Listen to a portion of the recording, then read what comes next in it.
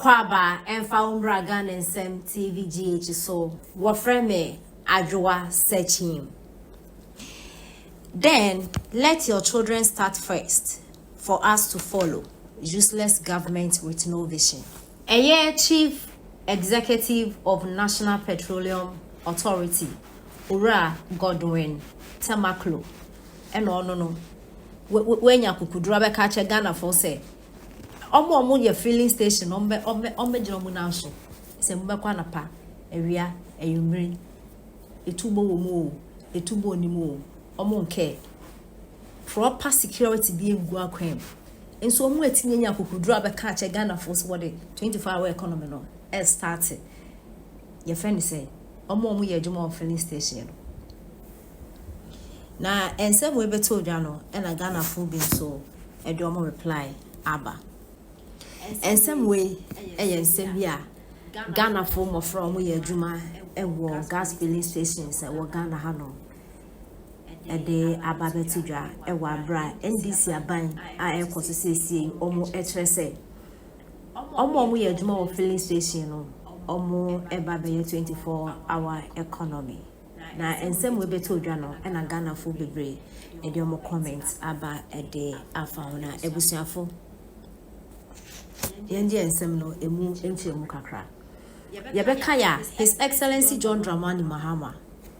Abra ye campaign wa Ghana hanom no. NDC for omo campaign and omo ye yinale say. 1, they are coming to stop galamsey.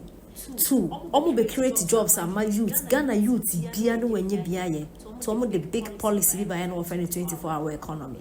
This 24-hour economy, no, some of us we spoke against it because we nyadia betimi abaso. Say this focus on the 100 years was ahin the betimi implement free SHS there. Now 24-hour economy no be create jobs na Ghana youth nyenye bia na nyadia be possible within these 4 years. By kan Ghana fante. Na mugu social media mo ko zen yemo den. Na ebusuafo aho. Me pese me bisa say. Yes, 24-hour economy no. His Excellency John Dramani Mahama. Oba be a filling stations ni bi account because Ghana yan gas dey no friend go no. Oba be a branches bebre. Ewo across Ghana hanom na wa employ youth ni bebre. Ana say filling stations na wa Ghana hanom na no omo ba be maintain. No mo ba be maintain ya. Filling stations na Ghana hanom apart from girl no and kind na private companies. In NDC for mo kwa force private companies and say omo ye adwuma 24-hour economy. Na sa 24-hour economy na mo de ema eye omo je omo ton gas no. Security ahina mo be provided. Ye wo kro me ha e na kete akronfo etumi etwetu ekoku nipa police ni e wo filling station. Ekoku omo ye adwuma of filling stations e je omo sikefi omo ho.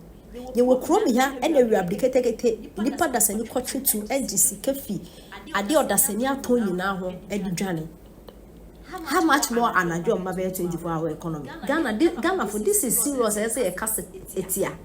And this is for what they are warrior. They won't even say your investigation. Your investigation. If you are doing your investigation and you're in fire home, who betting your investigation or underground? Mujis kana mudi abetraying. Mudi investigation no edge be aboso. Wakoka was a moose or my John Dramani Mahama, His Excellency, 90% within the 4 months was 3 months because why are they? You see, Uganda, you idea why, and then ching the Mukona Jane and Stone Nebuna, and that's so echo so.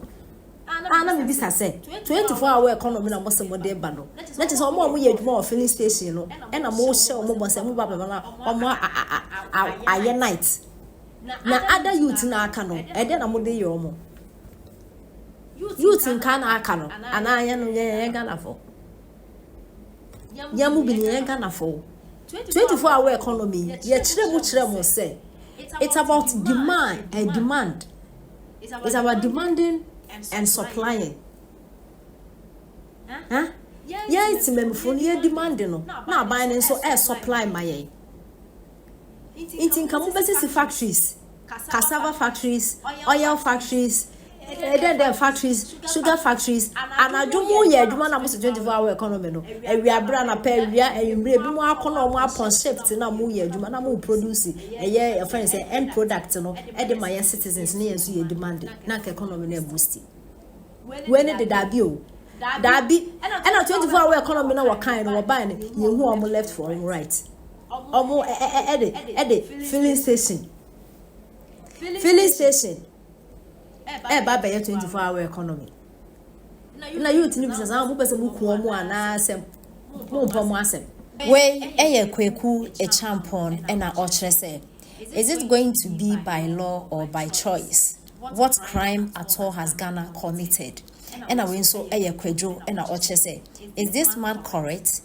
Has he opened any fuel station or is all the fuel station belongs to the NDC? Akuwe afa red it wa fa bi chese what do I want to say and I went so odro and I say most of them have been operating 247 and I don't know why this is news and I went so kwabina not say Ghana is a rehab facility for people who need help. At this point we all need help. Because you're grouping just all do I want to ask you and I went so fee and I just say then security needed also. That's and this is from Ojongo. And also your lobby and what say it's very dangerous for fuel station to be working night. And also nana ama and what say we will pay this idiot for nothing. A confirm kwa I in power now. Just say your friend say 24-hour economy na mode kwa share omo yejuma filling station e de Ghana from anu ntum na nya policy bia na NDC for the banners journalist for no mu ayedin na tesa say ekrom ya na journalist for nia mu ntimi nkasa but Ghana so ye na ye ndia mo na mo ba mo se mo be create jobs na Ghana youth na enye bia ye na 24-hour economy amado kwa start filling station e na there are so many your friends opportunities am betimi dia fa so create jobs. I'm a Ghana youth na mo 24-hour economy na mo kan bebem but mo de no ato nchen kwa ye filling station the juma na filling station the juma this for mo some one dia ana go on no mo bebra ka wa employ nkofo e the CCTV cameras aboboko ma install bu wo bebia ma na security aye tight police for mo kwa wen sen nkofo no mo ba mo burglar proof na wo bo ntu anka we on my ben pa na yetimi say awo